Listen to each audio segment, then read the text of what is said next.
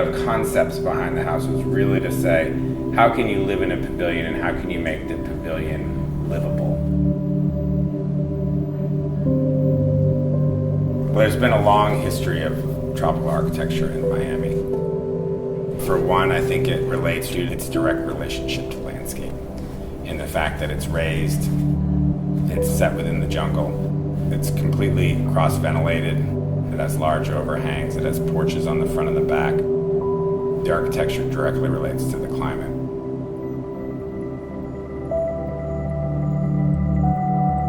You know, we often like to turn to vernacular principles for direction, you know, going all the way back to archetypes, all the way to, say, the tropical modern buildings of the 50s and 60s, because a lot of these buildings have embedded environmental considerations in them.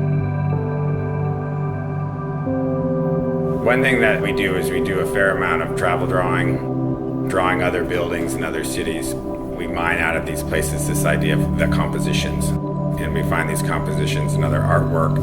We find these compositions in other pieces of furniture. And this idea of composition and balance all sort of comes back together.